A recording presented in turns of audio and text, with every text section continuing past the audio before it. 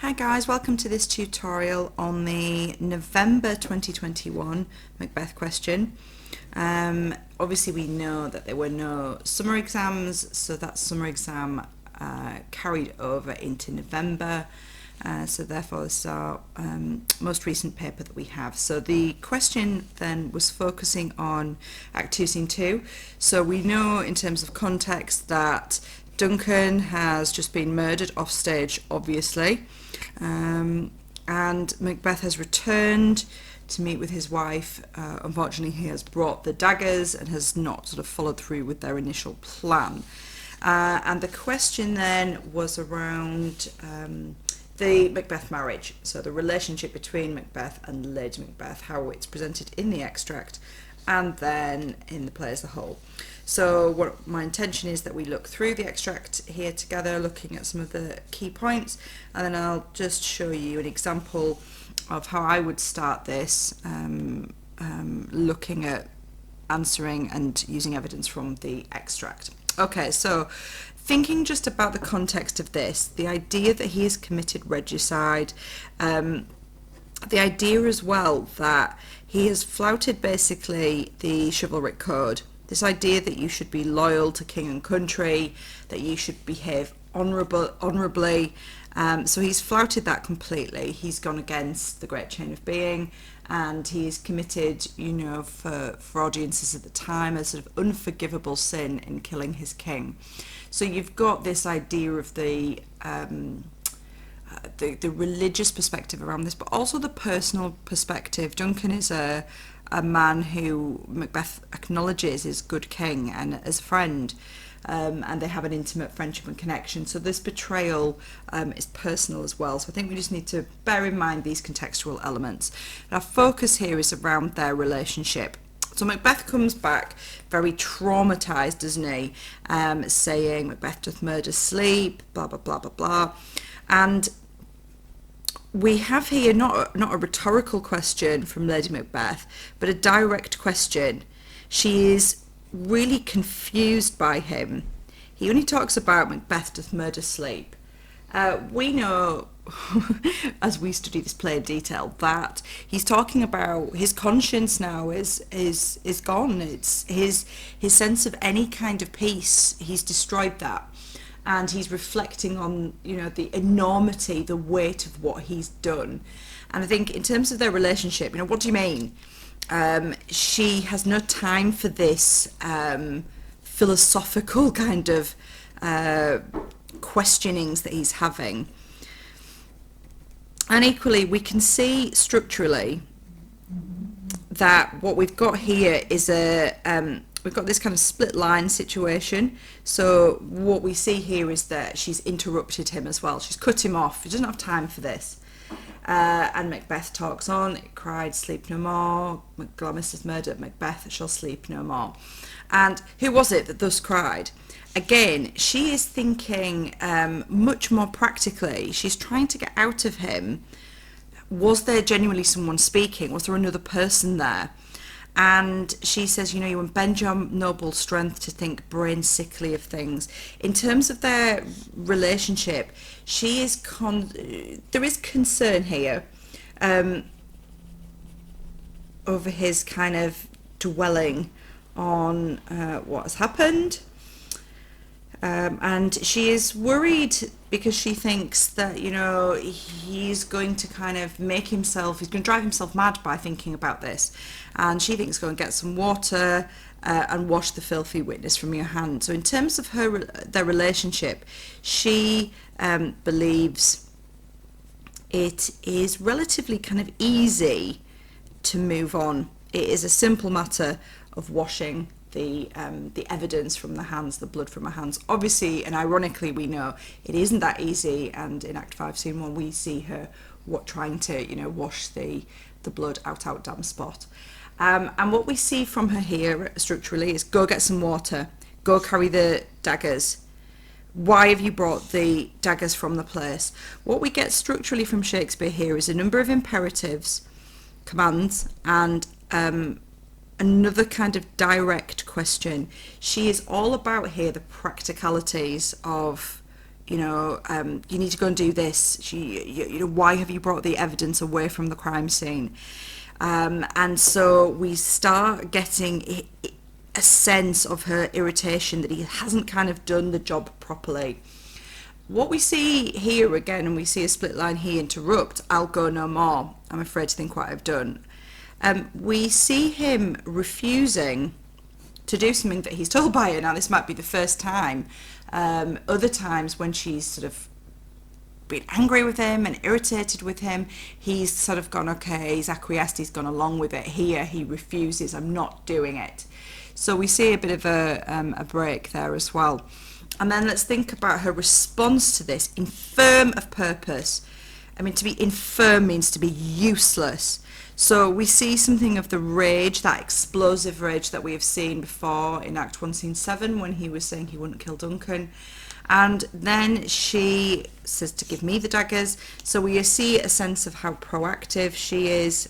She is prepared to go and plant the evidence if need be. And actually, she talks about it's the eye of childhood that fears a painted devil. She thinks it's childish and immature to be scared of a dead body. The word we'd use around something like this is she's a pragmatic person. She doesn't sort of deal with the emotional things of it, the philosophical or psychological. She's looking very practically. And she says, if he's got blood on him, I will put I'll put the blood on the grooms. It must seem their guilt. So we see this real practicality. So in terms of their relationship, we just see how differently they behave in these stressful situations. Now, if we're thinking about the Macbeth marriage or the Macbeth relationship, and we're thinking about connections to the rest of the play, clearly we would think about, so I'm just going to say Act 1 and 2, Act 3, and Act 4 and 5. We would think about, I would think Act 1, Scene 5 and Act 1, Scene 7, and we would think about particularly the way in which she dominates and creates the sort of plan to kill Duncan, the fatal entrance of Duncan in the battlements, and she, as soon as her husband comes home, she communicates that plan to him. And in Act 1, Scene 7, we know that she's very abusive and aggressive, using a number of manipulative strategies. You don't love me, you're a coward, you're not a man, in order to force through that. And it feels quite, it feels really quite toxic and abusive at that point. And then obviously we have the extract, which we are looking at here. Then in Act 3, we see, don't we, in Act 3, Scene 2, where she comes and says, sleek over your rugged looks. He's keeping by himself a lot. And we also see at that point that he says, be innocent of the knowledge, dearest Chuck. So she comes to see him. This is the whole section where he's saying, full of scorpions is my mind, dear wife. But at this point, he's hired murderers to kill Duncan. So he is being, at this point, deceptive, rather than in Act 1, Scene 5, when he wrote to his wife about the witches. Here he's now planning things for himself, and he's actually excluding her from information. And maybe we would look at Act 3, Scene 4, where she has to kind of cover for him at the banquet. She's pretending that he has mental health or a physical ailment that he's had since childhood, and that's the reason why he's hallucinating and seeing this ghost of Duncan. So again, we see that sense of control and pragmatic sort of behaviour from her. And then after the banquet scene, we don't see them again at all. But what we do see in Act 5, Scene 1, is that Lady Macbeth has gone, for want of a better word, mad. And we could conclude that in part is due to the deterioration of the marriage. Once she's isolated and alone and Macbeth is out of control, she struggles with her own sense of guilt. And then obviously later on in Act 5, when Macbeth has his candle speech, out brief candle, He reflects on the death of his wife and says she should have died hereafter. You know, he thinks she should have lived a longer life. But really, there's a lot to show how desensitized he's become to the death of someone he loves, you know, his partner, his wife, compared to here where we see that high level of trauma. So again, just a little plan where you kind of come up with and think about some of the ideas you want to incorporate. Okay, so as I've talked to you before, the idea of having a bit of a thesis and opening sentence is a good idea. It's something where you use a list of 3 to answer the question in sort of one key sentence. So mine is that Shakespeare presents the relationship between the Macbeths as toxic, destructive and brutal in the consequence of its power. So these kind of 3 words that I'm using within my list of 3 at the beginning, they're words that I will anchor the argument of my essay in. I'm going to start in the extract. You could start anywhere, but I'm going to talk about here, as you can sort of read through, we see Lady Macbeth exerting characteristic control and anger. I'm showing the examiner here a knowledge of her as a character. By saying it's characteristic, I'm showing it's a sort of defining feature of her.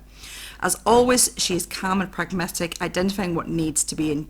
The interrogative, why did you bring? Followed by the imperatives, go carry them and give me daggers, demonstrate the extent to which she dominates and dictates their actions. So I'm analysing here Shakespeare's methods, looking here at structure. In this highly stressful situation, so that's a bit of context. I don't need to say at the time it's written, regicide was seen as. I'm just integrating the context. So in this highly stressful situation where Macbeth has committed regicide, again, just showing knowledge of what's happened just before this scene is a really good idea in terms of the overall stagecraft and understanding of what happens. She scorns the idea of fear. The relationship here reflects the disdain and frustration she feels when confronted with Macbeth's apparent weakness. She lacks all empathy when she critically tells him he is infirm of purpose. Shakespeare presents Macbeth as traumatised, I'm afraid, but shows audiences that Macbeth is disgusted by this. Clearly, this aggressive, loveless interaction sets up the later decline and demise of their marriage, as there's no real sense of their characters being able to support or demonstrate kindness to each other. So what I'm trying to incorporate here, you'll sort of think there isn't a lot of methods and techniques, but what I'm trying to do is evaluate the characters. I'm trying to think about what Shakespeare does, how he's presenting them to us, how as audiences we're responding to the things that we're seeing, and really developing my analysis and evaluation as much as is possible. Now, what you could do with a response like this, and as I read it back to myself, I was thinking, yeah, I could have done something here. Where I've talked about the frustration she feels when confronted with Macbeth's apparent weakness, what I could have done here is make that connection to Act 1, Scene 7. I could have been talking, we have seen this in the previous act when we have that kind of litany of attacks. When you love me, when you do it, then you are a man. This is from now on. This is how I account thy love. So we could have brought in another example here from elsewhere in the play. And I think you need to find your right approach. For many students, they like to do the extract and then make the connections. For some, they sort of zigzag all over the play. They make a point about the extract, see a nice connection, and it really doesn't matter. It's about you having a line of argument that you follow through.